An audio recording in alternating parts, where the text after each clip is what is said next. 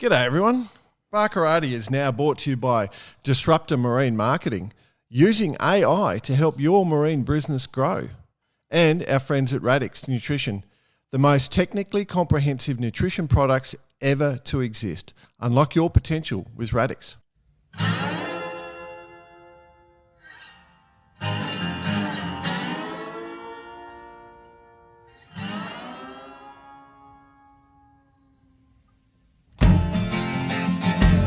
G'day listeners, welcome to Barkarati the Sailing Podcast. My name's Jordan Spencer. It's that time of the week where I get to hang out with some really cool sailors, but of course have to share the mic with my two idiot mates. First off, Mr. Brett Perry. Greetings, Exalted One. Is in the middle of the Pacific, as we'll find out later in the show. But then, of course, we have the other fella. He had a voice that could make a wolverine purr. Mr. Nick Boyce. The fact there's even a podcast this week amazes me with what's going on. And next week's going to be hard too. I adore your beautiful wife, having to put up with you sitting behind your computer just waiting for one of us three idiots to dial in, for that matter. And, yeah, it is like launching a spaceship. It is. This particular week, yeah. Yeah, well, she just went surfing and left me at home, so she's fine. Yeah, in fairness, I knew she wouldn't give a shit. She runs her own program. Very much. Dear. Well, anyway, we've got a program. It's a good one. So for the listeners joining us, it's quite interesting. It is a safety focus, but there's plenty of other stuff to talk about, and it's a very, very interesting chat because we're talking to a bloke who's got over 30 years of successful operating in the most dangerous and difficult regions in the world. His name's John Schafer. He founded Ministry of Sailing, our number one Barkarati fan in the world, the International NGO Safety and Security Association he founded, Hostages USA, and leads the most progressive, progressive and oceans. Former Listener of the Year. Yep. We had. Yep, absolutely. Leads the most progressive ocean safety organisation in the world. He builds teams. The Ministry of Sailing is made up of veterans who are sailors which have raced in many round-the-world events. He's a vessel safety inspector for ocean racing, safety expert, and US Sailing International Offshore Certificate Moderator. We're going to talk about his new book. So let's welcome him to the show, Mr. John Schafer. Shafe, thanks for joining us on Barkarati, my friend. It's good to be here. Yeah. It's been a while. We've had a few beers. Well, it's been nearly a year since we've had a beer. Yeah. I think it about 8 months probably. Yeah. Good to see you as usual, mate. You clearly our number one fan. We worked that out pretty early on in the program when we've had. I just went back through some of our old messages, and it took me a good hour just to go through all the messages and stuff I've received. You know, you've got the Barkarati kite. It's just we love the passion you have, and that passion flows into everything you do, mate. And one of the things about that is your role. In sailing, actually we overlap in a couple of areas, don't we? We overlap in sailing and in the defence world. But you're bringing that experience, and you've produced this book, which is Safety is Second, which is a great title. Subtitle: Sailing Leadership, Teamwork, and Risk Assessments Come First. What's the story, mate? Well, it all starts like you hear the guys on the dock and there's stuff like, well, it's blowing 35. We've done that before. Let's go.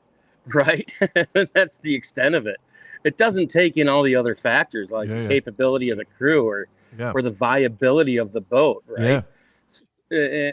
And there's so many people that they're not necessarily doing the proper risk assessments before they go out and venture offshore, or even just in a heavy storm, or if it's going to be blowing or the forecast is that.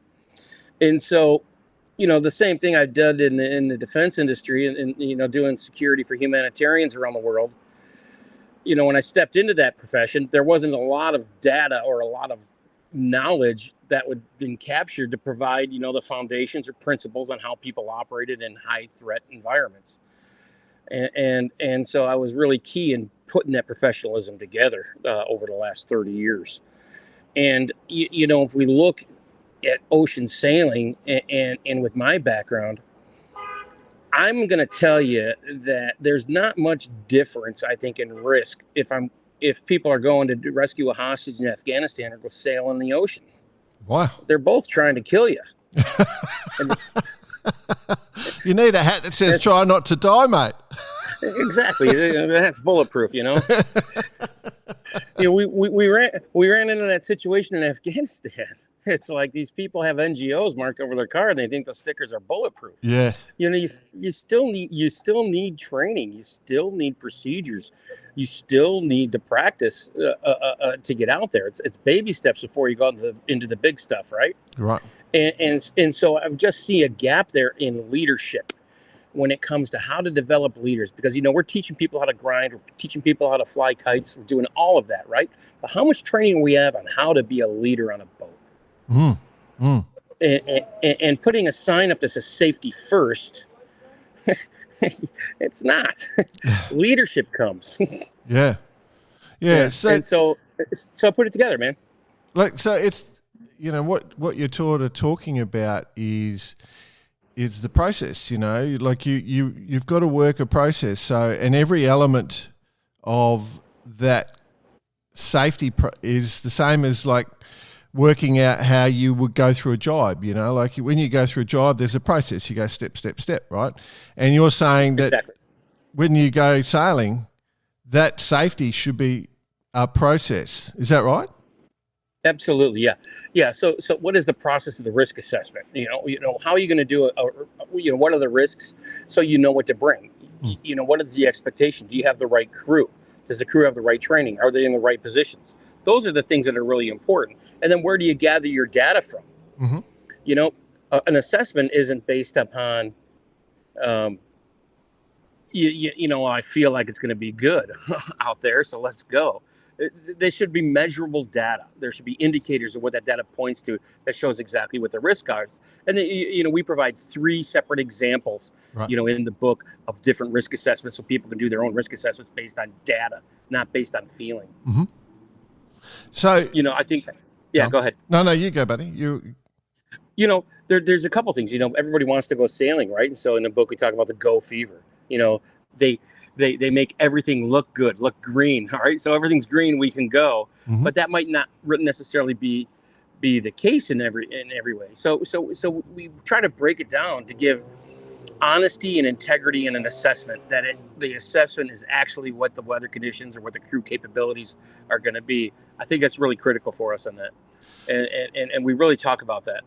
So, if someone was to pick up the book, is it like a step-by-step instruction on how you should do it? Is it talking more philosophically first and then goes into a step-by-step instruction? How can you utilize it? So you know, it's really broken up in a couple different ways. You know, we have 7 different parts in it. You know, the first one we talk about the role of leadership. Yep. All right, and watch captains and the importance of that when it comes to safety. The second is like the assessments, how you make decision making, where to go, what kites to bring, or what you know, what to set the expectations are for the training and things like that. The next thing is you know, triggers, you know, standing orders. You know, what are those standing orders? Like military and firefighters, we have standing orders that when the skipper's not there, all right, these are the things that must be done. Right. Then we go into teamwork, because, you know, you have leadership, but a leader has to be able to build a team, and the team has to work together. And then we talk about, you know, stages of teamwork and the fluidity of leadership, because leadership, you know, at a very low risk level might be more of a coaching, where at the higher risk level, leadership is going to change its way it leads into more maybe command and control, or more of a authority. You know, and you know, a lot of people are like, well, is there going to be a captain like the military on the boat? Well, absolutely. You know, I learned a long time ago in the world's roughest areas that sometimes the only thing wrong with a dictatorship is the dictator, right? and so we teach people how to be almost a benevolent dictator, benevolent leader. One of my favorite phrases, that one. I've heard it so many times. Right. You know, and then we go into like if you look at accidents and you start looking at the accidents, I think the next part is about, you know, what we call the red zone. Mm-hmm. You know, the red zone is like most people running 4-hour shifts, right? It's that third and fourth hour, people are getting tired. We give tips on how to do like assessments on a personal assessment. And how are you feeling? Are you level 1, 2, or 3? And then I think what's most important when we start defining, what success looks like. Success for me is when, as a skipper, is when the person with the least amount of experience on the vessel can ask a question about safety, has a question without feeling any intimidation, or if they're not feeling right, or even say, hey, this is stupid. I don't feel good about this. Yeah. When the least person on the boat can start those discussions, that's success as a skipper, that he's fostered an environment that everybody has the right to talk. And then I think the last part is, how to deal and manage stress, because it can get stressful out there. Right. So I think it's a great guide. It's a really good guide for leaders, and always a reference guide for captains and watch captains, or people that want to be a skipper or watch captain, how to develop the leadership skills needed. And I don't think it's necessarily all for sailing. I think it's really good for any leader whatsoever. It's that good of a book. It's that good of a book. Self-review. I love it. Well, Gary Jobson said that. No. Well done. Nicely played. I love it, my friend. So why did you write this?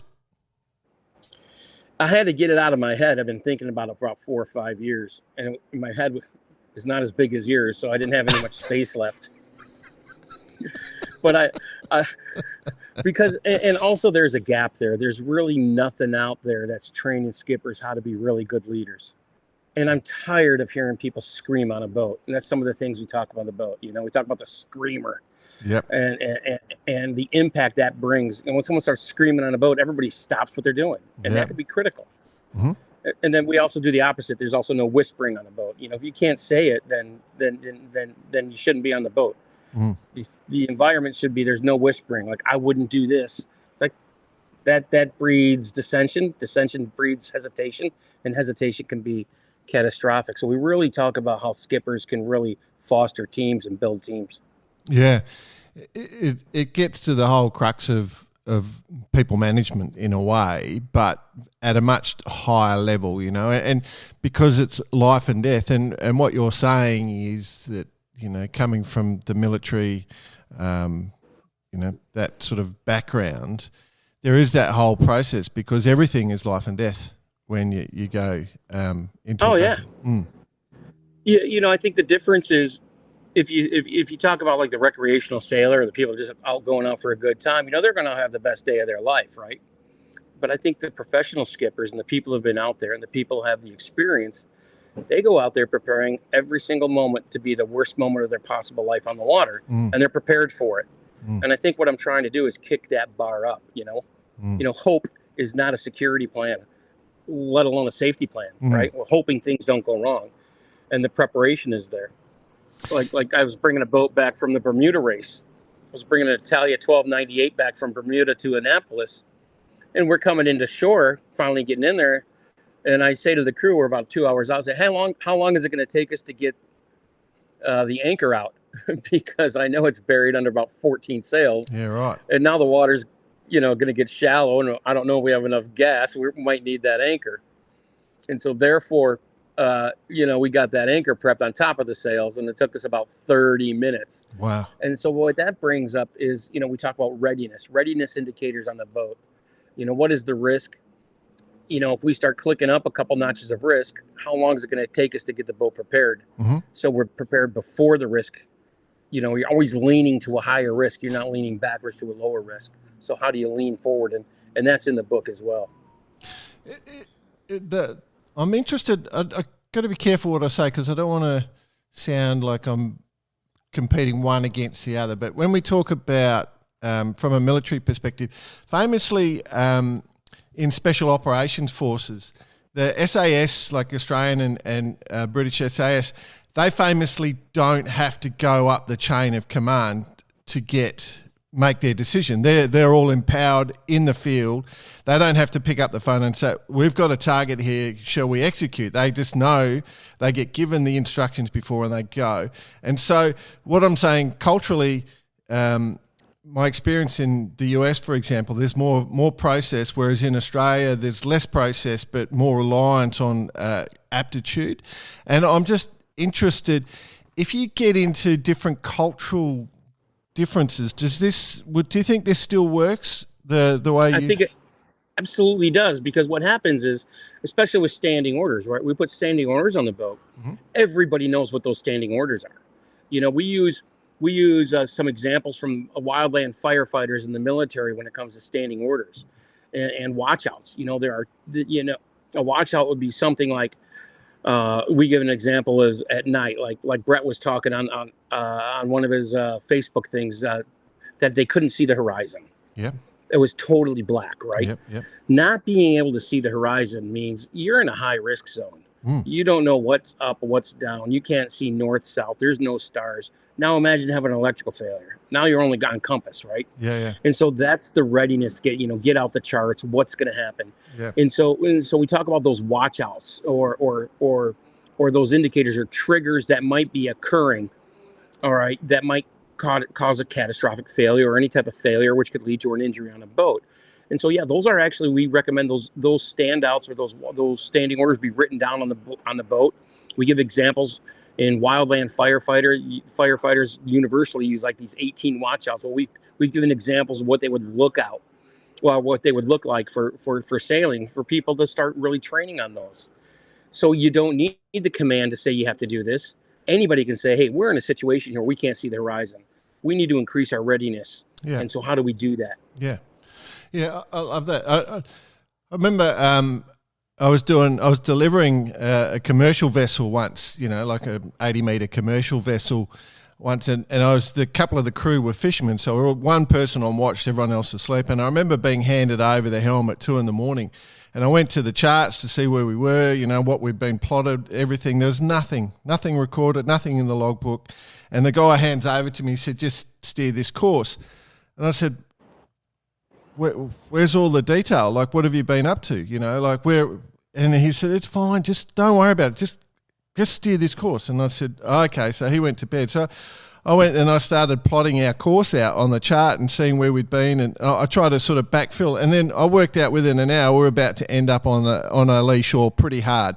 And we were going to hit an island effectively. And probably the largest island off the coast, the largest island, Sand Island in the world. So it wasn't an easy one to miss, it was right fucking there. And that was just laziness, not following the process. That's sort of what I was trying to get to with that story. Yeah, that's exactly right. That's one of the watchouts.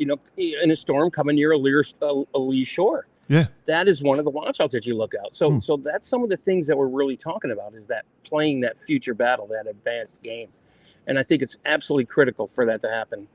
It's interesting because safety is kind of like tactics in a sailing boat race. Like you're considering all the risks. Right. And then you're making decisions based on those. That's exactly so sailors by nature should be very good with safety, but it's something that sort of we don't train very often. Yeah. So when I was in the military, I worked in what's called plans, G3 plans, right? So I was in plans and ops, right?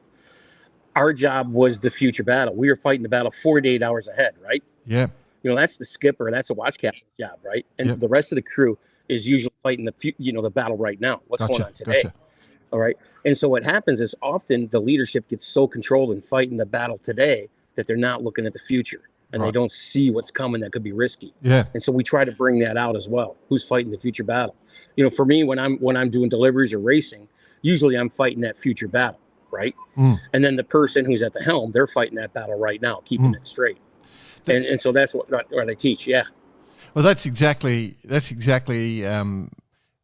like, 2-boat dinghies I sail on, like I would do the longer term strategy and the skipper would be doing the short term strategy, because the skipper's putting the boat into things. And so they're making these quick decisions and I'm looking, while he's doing those decisions, I'm looking down the course, so that's the same. So tactics and safety, it's kind of... Absolutely right. I just came back from Bermuda in one tack because I trusted the data. Yeah. I trusted what was going on. I went 150 miles north, tacked over, and I called the ley line from 600 miles out. It was pretty awesome. Once you're on a ley line, Schafer, you can't make any more gains. You had all these opportunities to get little lifts, but no, on a delivery, you don't care. Well, I had a small gate to get into. I had a 500-yard gate to get through in the Chesapeake Bay. I love it, mate. I love it. So from the perspective of your experience and with this book, are you hoping there'll be a quantum change, or are you looking for associations to adopt it? What's your sort of thought process? Well, I think number one, if people want to get into offshore sailing, or even there's a great section for couples, right? On how couples can do risk assessments and how they're feeling, that personal assessment in sailing. I think it provides guidelines for the future, and it provides standards when it comes to what a skipper should look like on the vessel. I think that's really cool what it provides. The other thing, it could almost be written as a textbook. Every chapter's got a chapter summary. Some of the service academies here, I've leaked it to them. So I'm working on getting it, custom covers for the service academies. Yep. Alistair, AM took a look at it. He thought it was excellent. Sent him a copy. Nice. So coming from a guy like that, I'm really happy for it. And having Gary Jobson write the forward was really, really, really special, because we're both here in Annapolis, so that was awesome. Yeah. I mean, that's good that people are taking it seriously. Alistair, obviously from both his job with, he ran Ronston, and then also, with Australian Sailing is a big one, and Gary, he's quite the voice in our sport. So it's a pretty cool thing. So when you go to sea, would you have a copy of the book, or are you better to read it beforehand? How does it best work? Oh my gosh, look who's here. We've just been disturbed. We're having a pleasant conversation, and some idiot in the middle of the Pacific's just joined us. BP, how are you, mate? I'm bloody well. How are you? Hey, BP, how you doing? Are you naked? Oh, fairly.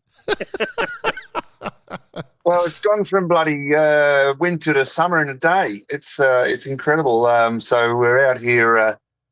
God, where are we? We're 800 miles in, and she's a bit summery today. Good for you.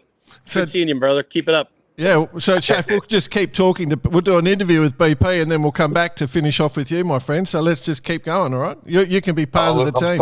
Sorry to change the route of the discussion. It was a good discussion, BP. It's really interesting. We're worried about you. No, it's all good, mate. No, how are you both? Good. So just for the listener, just describe where you are, because Shafe said, are you naked? And it's not a great vision, is it, Shafe? We're looking at a hairy man. Yeah.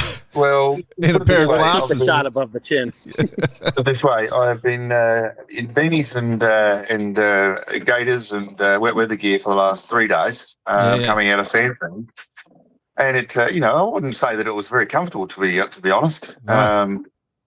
And then basically this morning, it just snap changed, and we've been sort of in and out of breeze all day, and now it looks like another change has just happened. The breeze has just dropped out, and it's hot. It's hot. Well, look at that. One of the original BK. There's only 10 of those in the world, Shafe. How'd you get that? I still have the skills, brother. Yeah, that's beautiful. That is the original BK hat. We only made 10. And we never sold one, so well done. I do have to do a joke, Shafe, while BP's naked. I've got to ask, is that a whisker pole or a spinnaker pole? A bowsprit. So tell us, funny. You've been doing the Facebook crosses, buddy, and sort of going through that. As you said, you're well placed. You're sort of starting to charge through the fleet. How is the little boat going? Oh, mate, fantastic. I've had a couple of moments where I've actually sat down and or laid down when I'm off watch and thinking, that how much work I put into the boats. But to be on one for the race is pretty cool. Tell you what, it's a tough race though. We're out here doing what we're doing, and there's a bunch of other people doing the same thing, and they're as good as they're pretty damn hot fleet. Yeah, I've been watching.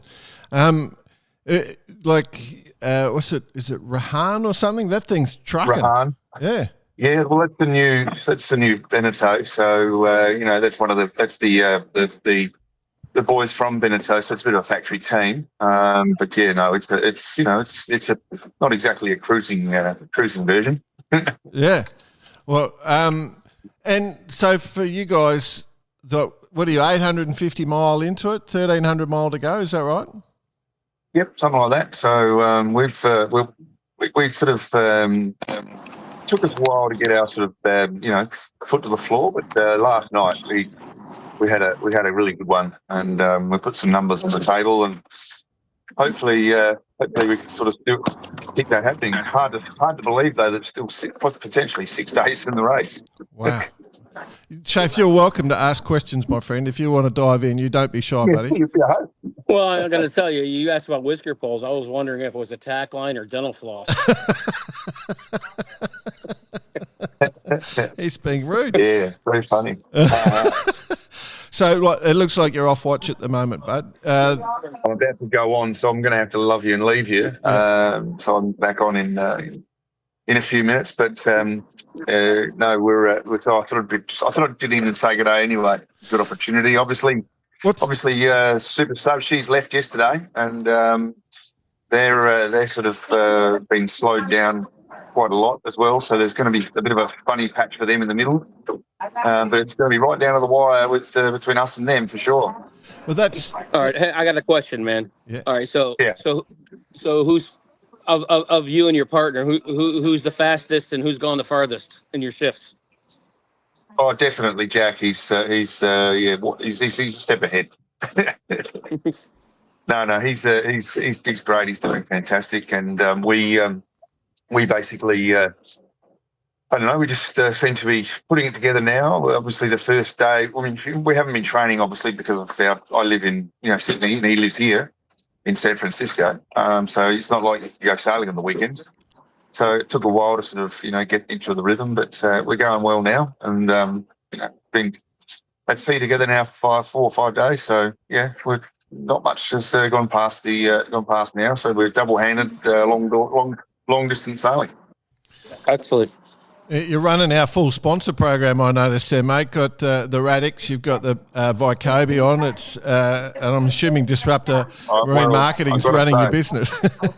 I've got to say, thanks to Paul from Radix, but I did have the pasta bolognese today, and there's going to be a bit of a fight for the last remaining 4. Okay, it's good. Okay, nice. All good. So you got it traditionally, you'd expect trade wind sort of just smoking across to Hawaii and trade winds, but there's like a high there, is there, that's sort of disrupting it?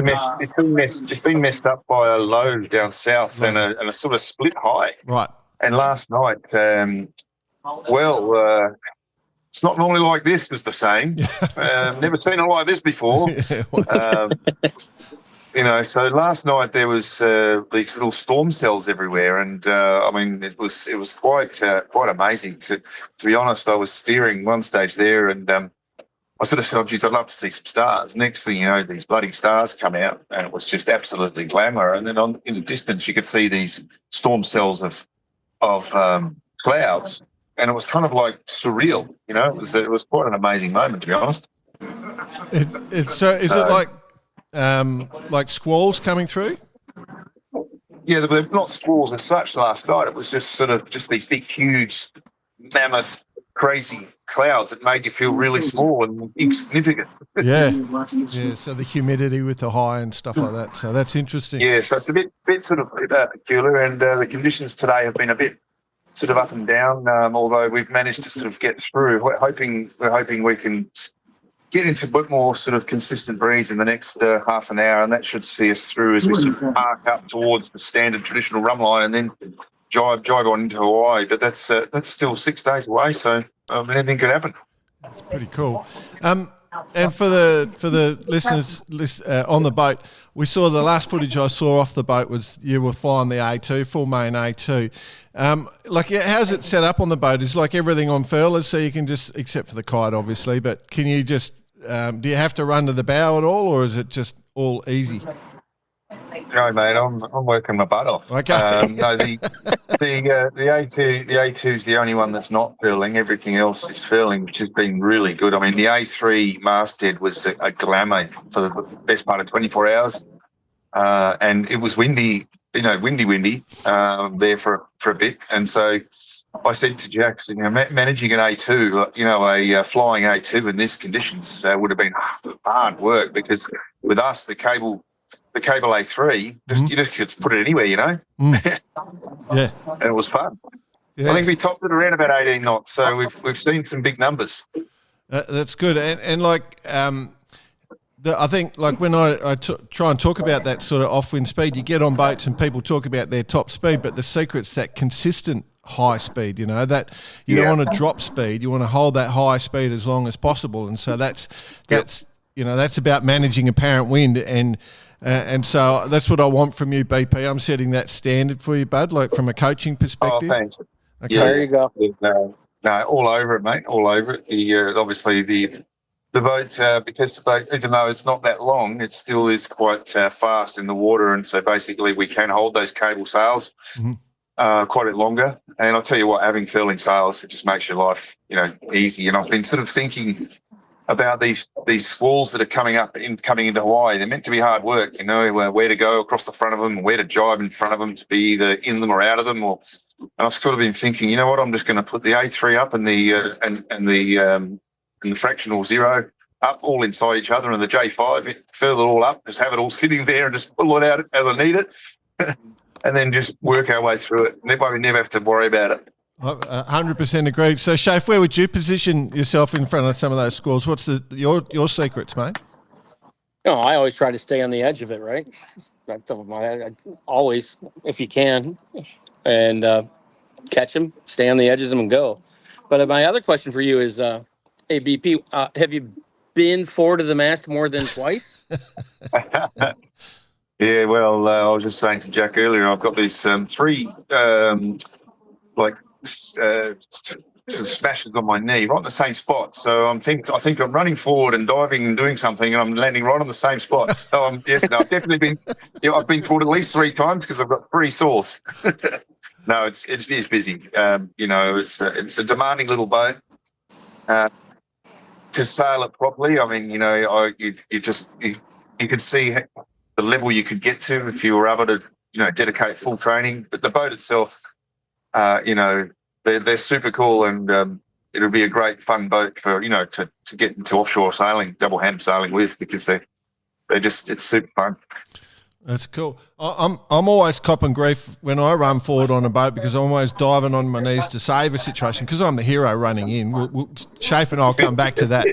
Shafe and I'll come back to that on a safety perspective in a minute. But so I'm going to have to get going because I'm about to get back on. So okay, all right. But yeah, I'm always scratching the knees, and I think it must be a Tabar karate thing. And we're used to sort of having to do the hard yards, carrying bicy for example. Body on the line. Body on the line, BP. That's it. It's the AFL way, That's it. You go in with your head. You don't injure your head, right? Yeah. Love it. Cool, man. All good. Hey guys, enjoy. I've got to get moving. I've got to get back on the horse and start riding. Nice nor'easter to play with. So I'll catch up with you soon. And Shafe, I'll give you a call when I'm getting to Hawaii. All right, man. Aloha, brah. Thank you. Make sure you put the full Australian safety gear on, pair of board shorts and a hat, all right? That's full Australian safety. Oh, mate, I got the Hawaiian shirt last week, and I actually really like it. Cool. So I'm all over it. Love it. All right, bud. I'll see you. No doubt we'll speak before the end of the race, Jay. No worries, mate. See you later. Cool. There we go. Yeah, that was a little interlude on safety. So he looked like he was pretty relaxed there, Shafe. I'm telling you, I think that was like one of those beanbag chairs he was on. Yeah. I know, like, what we were talking about there, because I'm old now and I sort of think more about cruising than sort of racing half the time. And like, if I had set up everything would be on furlers on my perfect cruising boat, and I'd have those little beanbag chairs as my number one go-to. But, because BP's done so much time on the minis, that's a luxury bed for him. Yeah. Yeah, it's exactly right. small boat, 30-foot boat on the Pacific Ocean, Yeah. you might have some safety concerns. Yeah, exactly. So, that's the thing, like, and double-handed as well, bud. So in that double-handed piece, you're moving around on the deck by yourself, and so, as you say, 30-foot boat, it gets moved by the ocean more than a bigger boat. So your platform can disappear from out from under you pretty quickly and you get tired because you're doing more work. So I'm a massive fan of the double-handed ocean racing scene that's built and building, particularly down under. We're getting a big one. It's happening over there. But you're going to see in smaller boats and often you're by yourself the whole time, obviously change over a shift different. So the safety thing ramps up, doesn't it? Yeah, as a matter of fact, and that's a perfect segue because it's like I do this job professionally, Shaf. It's crazy. So we have an appendix in there for double hand sanding and procedures and safety. Yeah. So there's even a double hand section in the appendix. Our appendices are fantastic. Yeah. We did some really quick summaries of some of the NASA lesson learns, which are really important. Just because how management sometimes might miss a few cues. We call it we call out the deviation, the deviation of normalcy. When all of a sudden you do one quick workaround and that becomes the normal, and then that ends up leading to something else. I love it. I get on a boat with a person, guy gets on a boat with me, and he's barefoot, and he says, no, you don't understand, Schafer. I always sail, barefoot. I said, no, I understand that you always done it wrong. And then they'll say something to me like, well, I've never had anything happen. Lack of incidents in the past does not predict the future. Yeah. I think the whole Kiwi sailing community right now is going, you're supposed to wear shoes on a boat? Like, that's a whole country right there just going, what? There's so many culturally insensitive things I could have come up with right now, but I'm filtering in my age. Be careful. Yeah, no. I hear you. So, and that's the secret of improving in a way, is being called on things. Like if you just do the same thing over and over and over and over, like I love my wife to death. She's the favorite person in the whole world. But her process for development is just to do the same thing over and over and over again. And it takes her 30 years to slowly get to improvement. So, it works really well for what she does. She's brilliant in her job. But trying to get her to be a better snowboarder, it's a very long process, So, and that's by challenging someone's methodology. It doesn't mean they have to change, but they have to be able to justify why they're doing it. Absolutely. Yeah. Absolutely right. And then, we teach in the book how to do after action reviews and really quick hot washes. So I always step off a boat and I always do an after action review. Yeah. I want to know, I want people to share in the circle what they learned so people can learn from others, right? The next thing I want to know is their hero moment, something that they thought that they did really well. And then I also want to hear about what they're excited about to improve their sailing career and what they think they need improvement on. And then the other part of that is, I don't think safety is just a safety briefing in the beginning. I think the entire sail should have safety briefings going out. It's a continuous thing throughout the safety. And we use what's called the start, stop, and continue model. Pretty much is like, hey, I need you guys to start doing this, or team, you need to stop doing this, or then the reinforcement. Hey, you guys are doing a good job, continuing doing this, and that's always pointed to safety objectives. Yep. And you have to have safety objectives to meet them. I say it's a zero fail balance. Same thing in the military. Zero fails. How are we going to do this, and what procedures do we have to put in place? Like the double handed with Brett out there right now. You got one guy on deck doing a sail change on the forepeak. Yeah. No, you can't do that. I can't. You're going to need some procedures on that one, right? Yeah. Have another person on deck. But obviously there's single-handers out there racing, and so, the people come from that process. So, and when you get to, like, the great thing about sailing, particularly when you go offshore, is you see all the mistakes. They're amplified because people get tired, the conditions get harder. And so things get exponentially worse. out in the middle of the ocean. So you have to visualize that when you're sailing out in 10 knots on flat water, that mistake that that thing that you continually do that's not a problem becomes a problem. Like if you're not, say, maybe you're not checking your rig regularly, like on flat water sailing, but when you hit sea and you're bouncing and champing and slamming, your hull's going through it, your rigging's going loose, tight, like it could be, there's all sorts of things that change. Absolutely. It's the observation of how do you create that zero failure balance is by inspections, the procedures. Look at the lines. There's some chafing. We need to replace this. What's causing the chafing? How about that one? Not just the lines chafed. Yeah. What's causing it? Because if you don't fix that one, you're going to put a new one on and you're going to lose the next one. Yeah. So, it's identifying what the risk is, understanding what the impact can be, throwing in the likelihood, how likely is that going to happen, and then fixing the problem so they don't reoccur again. And then I think, before I think you were asking me what kind of the book, what do I expect with the book? Yeah. So we're using expensive paper so you can bring it on a boat. So it should be mold and water resistant, right? Nice. So yeah, I do expect it to be on a boat. Because every time a boat's different, you're gonna have a bunch of what the heck? Can you hear that? No, not really. Good for you. All right, so somebody scored, I think. Oh. I don't know. There was cheering. So I mean, just going back on it, I think it's pretty much the whole concept of the preventive maintenance is so important on a boat, and that's even before you get on it, and understanding what's causing the problems. And so I think the book's going to be not quite PhD level. But a beginner's not going to read it.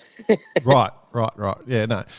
But it's not aimed at the beginner though. It's sailing leadership is the first two words in the subtitle. So that's where it's going. And everyone can be a leader on a boat except the first person. But if someone's a beginner, they may have expertise in other areas. That's why one of the worst things to have on a boat is ego. Yeah.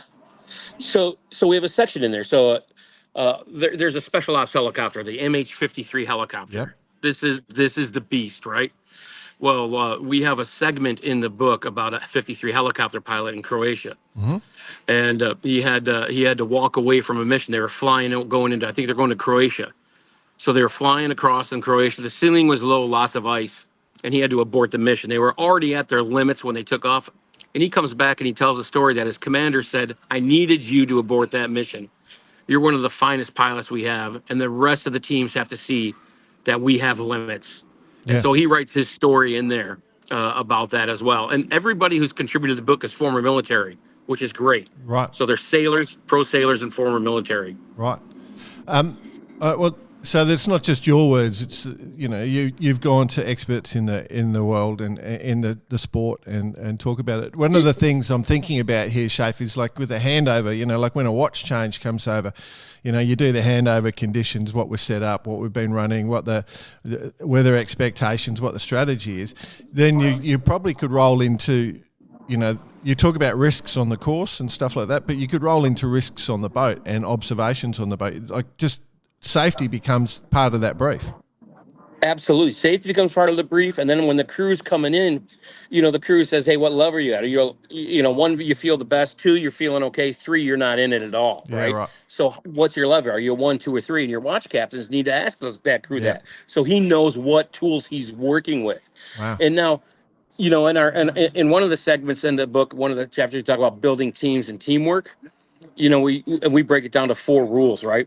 So the first rule is keep people in the boat. That's rule number 1. Yeah. Right. Yeah. And that's giving the people the resources to do their jobs. Rule number 2 is keep water out of the boat. Keeping the water out of the boat is everything, the maintenance, the stuff we're talking about, the safety to keep it going. Rule number 3 is don't hit anybody. We go into length about conflict management and how a leader has to understand there's going to be conflict and how people have to understand how to resolve conflict positively. And then the 4th rule is look good doing it. And that's natural for me, but absolutely. But it's about being selfless. Yeah. It's about the boat. It's not about my effort. It's about the team effort. It's about being congratulatory and being forgiving. And if you're on a team, everyone's going to make a mistake, right? And we need to be forgiving and help those people out. But also, there's the personal responsibility on the sailor to trust his team, to say, hey, listen, I am sick. I need to tap out. Somebody has to cover for me. And the team knows that they'd be covering for him. So we use some Navy SEAL techniques on that. When people go wrong, all kinds of stuff are in the book that really are really well, I think, associated with sailing. Yeah. And it happens, mate. There's so many things, so many stories I know of that, we don't put to air of things that have happened on boats and stuff. Yeah.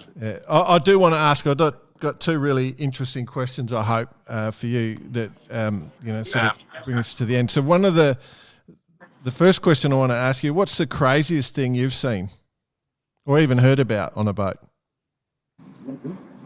Oh, so the craziest thing I have heard about is these guys picked up a female as a third crew member, and they're going across the Gulf of, what do we call it now? Mexico or America? You pick one. All right. I'm not saying a word now. Maybe we should just go back to where we originally called the Gulf of Spain. All right. So you cross it. Well, they didn't realize that the girl had a problem with alcohol. Right. And so she started freaking out down below and like having mental issues. Wow. And it got to the point where they go down below, and she was practicing her alphabet on the walls with human waste. Oh my God. She had just lost everything. They had to call the Coast Guard. Wow. She was so loony. The Coast Guard picked her up off the boat. And then the Coast Guard said, you're going directly to this place. When those guys actually got there, they thought they were in trouble because 2 guys and a girl and stuff like that. The girl was so looned out that when the guys got there, the Coast Guard said, oh, yeah, you guys can go. She's crazy. She's crazy. Yeah. Wow. Yeah. Imagine trying to deal with that in the middle of the ocean. Holy dooly. Just nuts. And then I think the other thing which branches off of that is a lot of people use scopolamine, right? Scopolamine patch. Yep.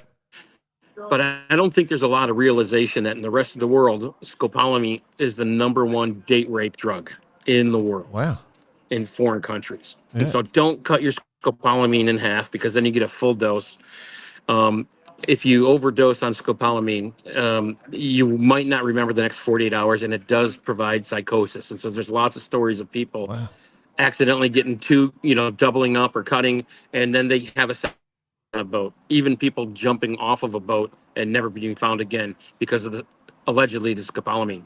So understand what you're putting in your body for your seasickness. There are some crazy things out there. And the other great thing is I love it because if you read the warning on scopolamine, it says do not operate heavy equipment. Yeah. I love it. Might as well take some and drink a beer anyway. Yeah. So a second question, similar line, but different approach. What's the most frustrating thing you've seen or heard about? Like something that's frustrating, because it's just bad behavior. It's not crazy. It's people. Selfishness. Yeah. Selfishness. The constant, you give corrective actions to somebody. It's always, I know. They don't take personal responsibility and selfishness. They turn the entire trip, the entire race, the entire cruise just about themselves. And it just destroys the entire morale on the team. Yeah. And when a person continues that selfishness, it's very frustrating for a skipper to manage the rest of the crew when everything's focused on one thing. Right. It's that selfishness, that own ego that they don't push themselves up. That's the most frustrating. Cool. Excellent. So what's your next adventure, my friend? Where are you off to next? Anywhere? I got to move a couple of boats. I'm moving a GP42. Oh, nice. Going to be on really nice. Going to have that one up. Going to be up in New York for a little bit. We got the Safe Harbor up in New York Yacht Club. So all that stuff's going on. Did you you did a trimaran delivery, didn't you? You got the fire departments coming in. Yeah, I just did a 40. Yeah, that I'm telling you, what a crazy adventure. I've done the Trimaran 32, the Dragonfly 32. I took that one 2,000 miles. I went around the Cape of Florida. They look super cool, those things. Yeah, that was from Pensacola all the way up the Long Island Sound. Wow. And I just did another one about 1,000 miles from the BVI's to Florida. Wow. And those things are rockets. Yeah. We lost our main, and we were still doing 9 knots with under jib alone. Yeah. Yeah. They're great boats. I did the commentary for the Brisbane to Gladstone, and I'd done a race on a catamaran, very lightweight. It's they're called a Stealth 13.2. That was the cruiser version, which is still a rocket ship. They're super lightweight, 44 foot. Oh, I lost him. I'll just wait. He's got a call coming in, I'm assuming. Are you back, my friend? Yeah. Anyway, so this cat. Go ahead, Dom. Here. Yeah. This cat during the Brisbane to Gladstone, they were doing 23, 24, 25 knots, something like that. And then they broke a rudder. And so they were limping home. They were limping home, still doing 18, they said. Like, it was just ridiculous. The boat, they can't slow the boat down. Multi-hulls changed the game. I've actually become a late life convert, I've got to say, Shaf. So I might become a Dragonfly fan. I mean, they're just impressive boats. I agree. Very much agree. I would happily have one for the people at Dragonfly. I just have one issue with it. Oh yeah. What's that? In their manual, they say it's unsinkable. I'm pretty sure I know another boat they called unsinkable. Yeah. yeah. That was Well, it's anyway. But yeah, cool. All right. Well, the Titanic. The skipper should have had your book, hey? Yeah, you know, I think it's gonna, I hope it sells well. I don't care one way or the other, but it's out there. But let me tell you, I think there's something for leadership for everyone, and there's a lot of good material in it, and it makes a skipper think about proving his methodologies. I think is what the thing that's most important about. You hear skippers do things the way they do. But what's the philosophy behind their doing it? And I think this is a philosophical book on leadership and safety together. It's very cool. Now, obviously, so it's called Safety is Second. Sailing, leadership, teamwork, and risk assessments come first. If people want to buy it, Shaf, they're enthused by it, they've listened to you talk and willingly want to grab this book because it sounds pretty awesome, a game changer and a lifesaver. How do people find it? What's the best way? But ministryofsailing.com. Go to the store. the great Ministry of Sailing, which we've mentioned many times on this show. So you do an amazing amount of work, as I said at the intro. It's been good to hang out, of course, my friend. I wish we were face-to-face, but I'm certain we'll make that happen again sooner in the future, my friend. Sounds fantastic, man. Hey, thanks a lot, Jordan.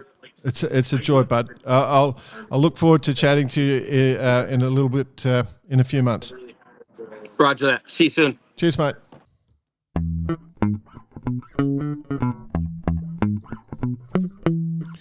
Old Schafer, he came on strong when we first started hearing from him. We thought, what's this bloke? And then it turns out he's just a really good guy. I had a top time with him when I was over with him in the States, and he just wants, he doesn't reckon he'll make any money on this book. He's not doing it for the money. He's trying to save people's lives, and he's got all this expertise he wants to share. So if you are interested, you can, as you say, you can go to Ministry of Sailing and grab a copy of Safety is Second. I love that title. Yeah, it's rather philosophical, isn't it?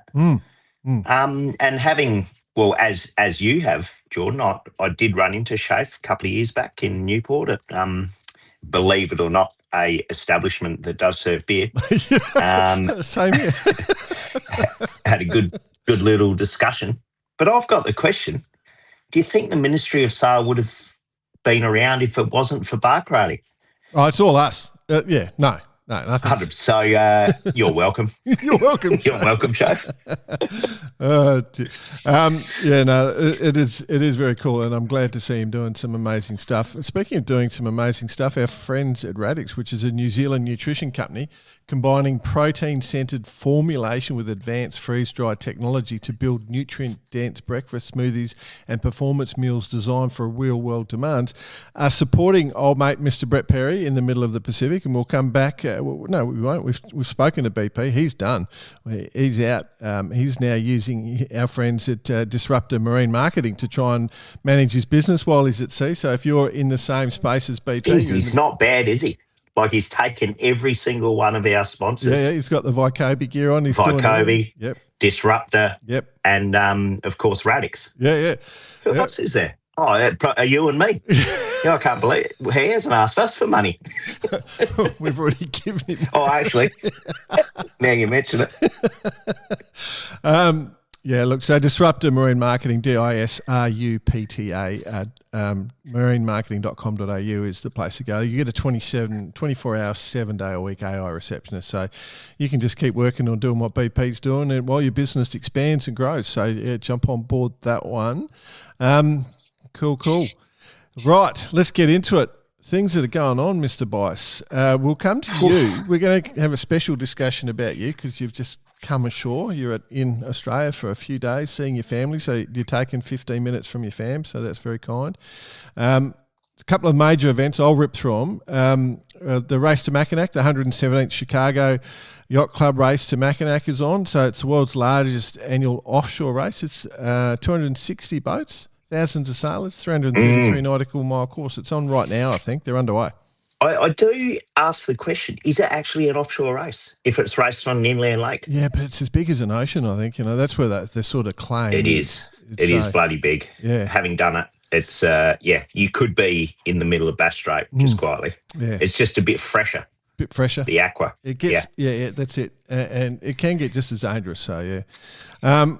The Round the Island race, mate. I'm surprised neither of us made to that one. So Isle of Wight, the magnificent Isle of Wight, where we have only just made the ferry a few times to get off after being trapped in a few pubs. Over 800 boats for that event. Could be a record. It's underway as we speak. So, literally as we're speaking, it's being raced. I did see a picture. We saw the Pace, the former Shoes Volvo 70, out the heads pretty much neck and neck with the Eno Veritas 52. So, post going as we speak. By the time of listening, she would be run and done. Yep. Windsurfer Nationals for Aussie Nationals are up at Keppel Bay. We'll come back to that one in 1 second. And then the Dream Cup, the Class 40s are about to go from Cherbourg to Lorient, making it a 1,000-mile trip. 37 Class 40s racing out there off the coast of France. That'll be cool. That starts today as we publish. So Sunday in France. We don't talk about France because they just beat the Wallabies last night, and the Wallabies were a disgrace. Second half disgrace.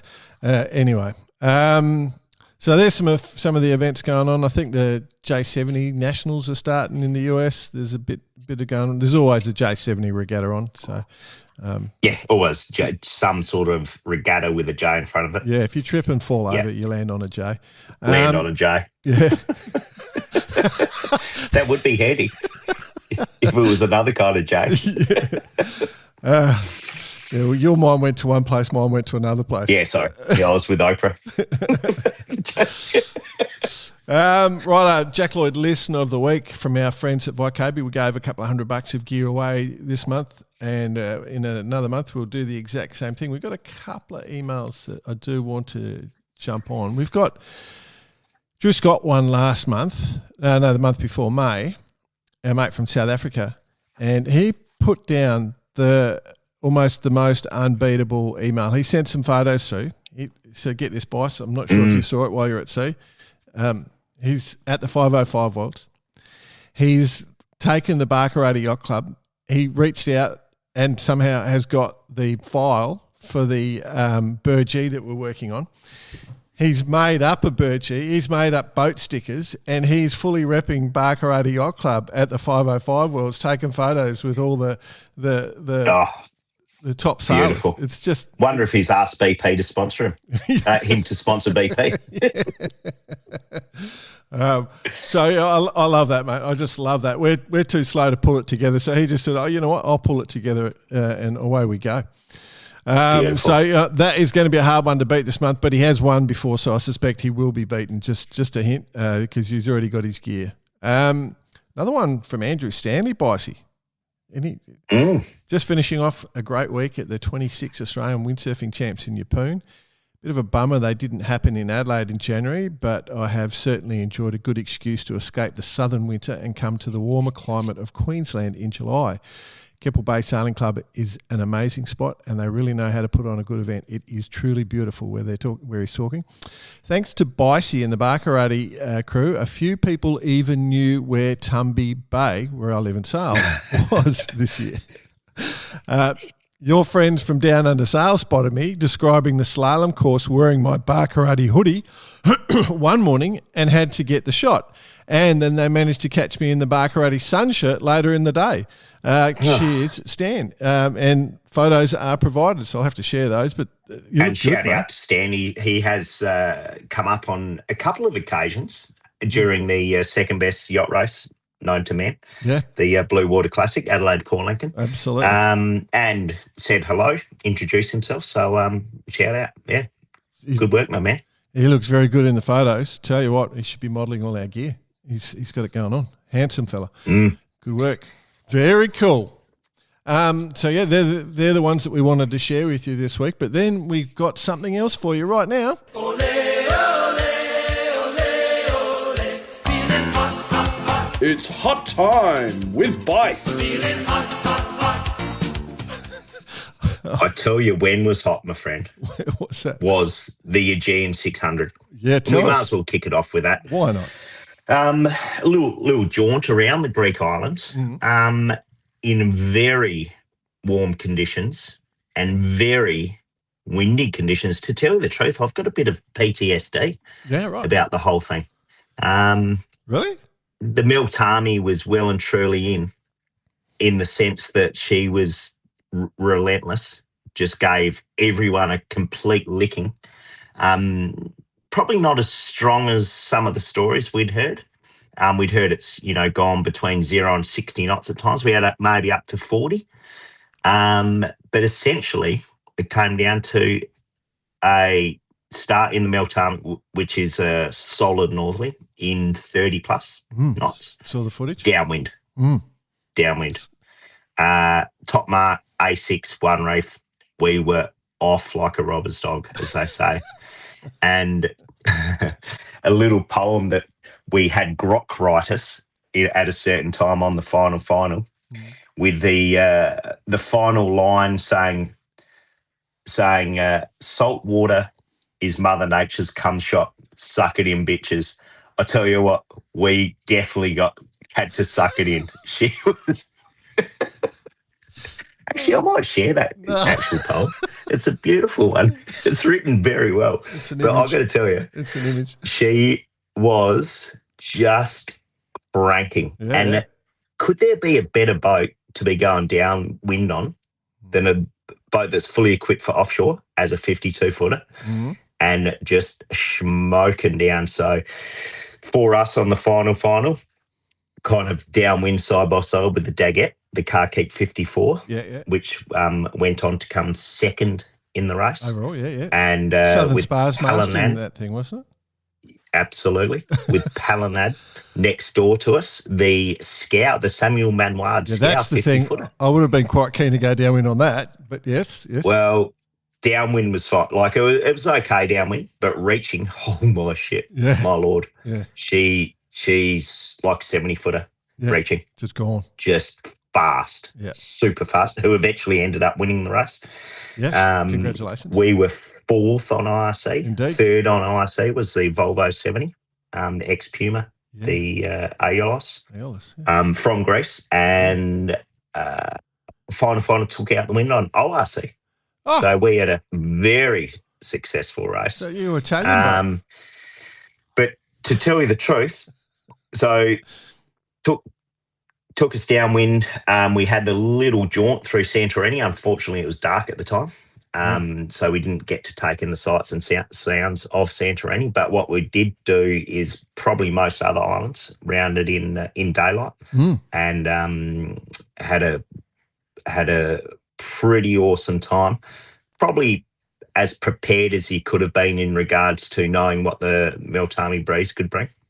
and that was having a couple of, specifically one guy, Ned, on board who'd done the race previously on the Zulu, the Volvo, the 70, Mod 70. Oh, yeah, yep. So he's still suffering from a bit of PTSD. So we were well Mod prepared 70, yeah. in that sense, Yeah. especially when we're down to 3 reefs and the J4. But and then we got a little pasting in the sense of no breeze towards the end. But what a race. What a race. Unbelievable. I don't know if I loved it or hated it. Right. Right. It's going to take a bit of time. You're going to have to do an assessment. Yeah. But we will be doing an Aegean 600 special with friend of the show, John Desmond. Yeah, we'll try and get that as soon as possible, I reckon. Why not? Yeah, ASAP, just while it's fresh. Yeah. But some of the debriefs afterwards, I think in the end, it was a race that everyone's going to remember for the rest of their life, especially that first little A6. We then peeled to an A4 downwind, sitting between 20 and 26 knots downwind on a 50-footer. I mean, that's fast enough. Yeah, that's very quick. Going much faster than that. Yeah, it's very quick. Unbelievable. Cool race. Super cool. And obviously now with in the cinemas, they've just brought out the film of the first race. I think they're calling it the Odyssey, or racing around those Greek islands in boats. So you don't get it. I was kind of waiting for Poseidon to rise out of the deep blue sea and just kind of. Get it. I think he actually did. He did rise. He kind of just gave us a bit of a hand at times. You can imagine. It felt as though Poseidon. We must have been good because he looked after us. It's just amazing place. So, like it's that's where all those stories come from, zooming around exactly where you're going through the Aegean like that, and so it's it's a sort of sense of history. I'm waiting for a longship to ram you. Like that's part of it's in the sailing instructions, isn't it? An element. Yeah. Be prepared for one by a longship, 2 for a ramming. Very cool. Yeah. Yeah, I've always wanted to have an owner on the show. Like, we haven't done that. Like, so if we can get John on, that'd be cool, mate. Yeah. We're going to have to time it when he is on. Just make sure it is free or within a couple of minutes of cocktail hour opening. Just to Yeah, I think he'll pre-lube, I think, is my guess. But anyway. Well, put it this way, he knows the poem off by heart. Yeah, right. So, no, but just a personal shout out to all the team aboard. We had the likes of Sci-Fi on board, so great to be back at sea. I was actually thinking, I mean, I've done nowhere near as many miles as Sci-Fi, but probably the guy that I've done most miles with in the world is Sci-Fi. Yeah. A few people might be able to say that, actually, given the amount of miles you've done. I didn't realise you had such a great six-pack. Those photos you shared. Well, as for those that follow us on, or the Final Racing on Insta, you might have been able to tell by now we do have a bit of fun. And as we're driving from the airport, I'm like, oh, here we go, suck it in, bitches. Here I am, just chat GPTing my head on a Greek mythological god. Yeah. So some would say, but I just did a selfie. Yes. So check it out, Final Racing on Insta. Cool. Super cool. Cool. Super cool. Nice. But what congrats all. Great race. Pac Cup's underway. Yeah. All the boats are off racing, and I wasn't on early when BP called in, but everyone's at sea, all to play for, and everyone's just getting into the swing of things now. Yeah, with the last wave got off a couple of days back. So they're all on their way. I think there's a bit of pressure. Like, there's a sort of funny weather system, but as he gets closer and closer to Hawaii, it's going to really start to crank. So he's not that far away. I think the bigger boats are a little slowed up in that lighter weather at the moment. So it'll be interesting to see how it comes together. But hopefully, I just hope Stace and BP cross the line within seconds of each other. I reckon it'd be hilarious. Oh, wouldn't that be amazing? Absolutely. Yeah, selfie from each boat. Very cool. There's a few things on. Yeah, 505 worlds. Oh, We're halfway through.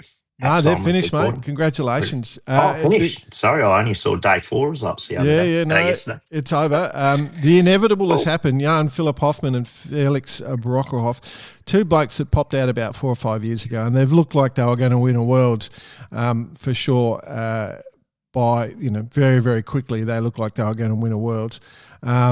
And they did. They've done it now. So they won at Harling Island. Didn't have to sail the last 2 races. There was perfect. 2 drops in the series. That's how the coach of the year would have them do it. Absolutely loved it. They sailed brilliantly. They're fast and they know how to sail, and they did an amazing job. So congratulations to those boys. Really nice blokes. I do want to get them on the show. If you're listening, boys, I know they do listen. We'll get them on the show for a bit of a chat. The perpetual man in number 2, Howie Hamlin with the great Andy Zinn. He finishes 2nd. Paul Brotherton, James Fawcett into 3rd. Peter Nicholas and Lukey Payne, our great friends, have come in 4th. Yeah. They're former world champs. In 5th, AJ Conrads, AJ and John Bell. So AJ is just a glorious human being. She is the first female to finish. It was all-round conditions. It was great conditions not to have camel on the wire, Malcolm Higgins. So the great huge lump of camel on the wire, it was a bit lighter. AJ is she's very much like my wife. She's very, very quiet, very determined, very talented, and she can sail, and she went out with John Bell and did a magnificent job. Her husband, who normally skippers his boat and has a guy called Brian Haynes' crew, has swapped around. So Hainesy was skippering and Teddy Conrads was crewing. So I know who's been on the weight gain and the weight loss program in that team. But yeah, that was probably the most interesting. There's a heap of results down there. Mikey Holt, who we had the other week, ended up coming 9th with Carl Smith, the fantastic human being. And then the legend himself, Mr. Quirk, back with Tim Needham in 14th, was lying 2nd for a while. And my apologies to David Snow. Where'd my friend Snowdy end up? So Snowdy in his helming role. I think Snowdy went onto the skipper role. My computer's only a small screen, so I haven't been able to get down far enough. Did he win the gym? I'm working my way down, Snowdy. Still working my way down, Snowdy. Did you sail, Snowdy? No, this is a setup, by the way. He would have fallen asleep before this bit came on anyway. Yeah. No, it is a complete setup, and I can't find him. So did he go to the regatta? I did see his photo in Barcarati shop. David? Beautiful. Yeah. No, he got 34th. He got 34th. So yeah, clearly another awesome regatta for the 5A team. Yeah, and I just saw a photo of all the Sharpie sailors who were there actually. So nice. Well done to all involved. Cool. Contender Worlds. Oh yes, this an absolutely cracker. Probably one of Australia's best sailors has come in a formidable 2nd. So we're going to have to get him back on. I had plenty of comms with Mark in the lead up to the Worlds. So we were chatting. So Mark Balker, I think, he's won the Worlds multiple times. Pim van Vogt, the Dutch sailor, took the win in quite a good battle there. And then Graham Wilcox came in. They had a bit of light winds. They had a bit of wind at the start, then the wind died away towards the end. But I saw Balker on the socials posting that 2nd at the best single-handed boat in the world is he says it's a pretty good thing. He had a great lead up, winning a couple of the national. Is it the Worlds coming up in Adelaide this year, or the Nationals? January the Worlds? 27. It's the Contender Worlds at Brighton Seacliff Yacht Club, and if you are a contender sailor listening to this, Brighton Seacliff is one of the great places to go sailing. So you will absolutely. It's one of the perfect. It's just a great yacht club. Don't bring your formal wear. You don't need it. There's none of that stuff. It's Aussie. It's as Aussie as it comes. If you're lucky. Yeah. No, perfect. What else we got on? We got the 29ers. 29er world champs. Yeah. So they've had all. That's all just finished. So I think congratulations to Alexandra Mostini and Raphael Alain. I think they were the winners overall. There's multiple different results based on whether it's mixed or youth or whatever. But I believe that my understanding they were the winners. So congratulations. So France, Sweden, Argentina, then New Zealand. But I do want to mention one thing, my friend. This is. Oh. I really want to pull up the results from the Merlin Rocket Race Week at Salcombe. You know our mates in the Merlin Rockets? That's right. Yeah. Yep. So I was looking at the results because I was watching all the race starts because it's, with the sweeping tide down that little tight river and all the boats on the moorings. It's great watching. The winners were Thomas Gillard and Rachel Gray. All right. Mm-hmm. In second was Jenny Dodds and Pippa Kilsby. In third was Caroline Gould and Olivia Bell, right? Oh. So 6 people on the podium at a yacht major regatta for a class, only 1 man. That's right. Yeah. I've picked up a theme. How cool is that? So, it's absolutely just unreal. Amazing. Yeah. Amazing. Yeah. That is good. The only other thing I want to mention is our friends, if you haven't been out to Crosshaven near the Royal Cork Yacht Club, Cork Week, it's just so many people entered. So I think nearly everyone on the planet has done, but put it on your list as one to do. It's on right now. But yeah, Cork Week, the world's oldest yacht club, Royal Cork Yacht Club, magnificent place, magnificent sailing off Crosshaven. It is just glorious. And if you haven't been to Crosshaven, there's 8 shops, 1 supermarket, 1 hairdresser, 6 pubs. 6 pubs. And the yacht club, and she's just an absolute glamour. Very cool. Beautiful. Speaking of yacht clubs, before we do sign it off, I landed at home Friday night. Yep. Jumped on a plane Saturday morning up in Darwin, as a matter of fact. Yep, I can tell for the you've week got the wife beater with on. the family. Got the wife beater on, fitting right in. No shows. Went to the yacht club, the Darwin Sailing Club last night for sunset. Place. It's a good place. A wonderful place. Yeah. Wonderful place. And in the background, they had a little show, the Minnows, which is essentially a single man's holdie, holdfast trainer. And they had a special presentation for a sponsor of the Minnow class. Oh, yeah. That has been involved in the club. This is Northline Transportation. 30 years sponsorship. Nice. Of that youth class. And it was a bit of a, handing out certificate and stuff. And I went and introduced myself because I was sitting in the background just listening away. Went and introduced myself to John, who was the ex-owner of Australian Made. A lot of people will remember that boat. So Commodore John, and I'd kind of listened to that. And it was quite a heartwarming type story. 30 years sponsorship in one particular club of a youth class. It was fantastic. So to all those sponsors out there for these volunteer-run clubs. Good call. Yeah. So good on them. Good on them indeed. That's a nice call, mate. That's and I did see they had their youth sale up there the other day, and they had a full dress-up event at the youth sale. So that's a good thing too, making a bit of fun for everyone. So yeah, very cool. Yeah. All right, mate. All right. Nice one.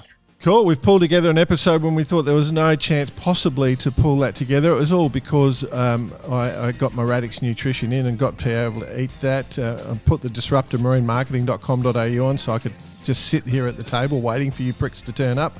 And and you're outside, so you're wearing your Vycobi sunship. Perfect. Exactly what's going on. Well done. You nailed it. Cheers at barkarati.com if you want to reach us out to us. Thank you so much for listening. We love having you. Have a great week. See you, bud.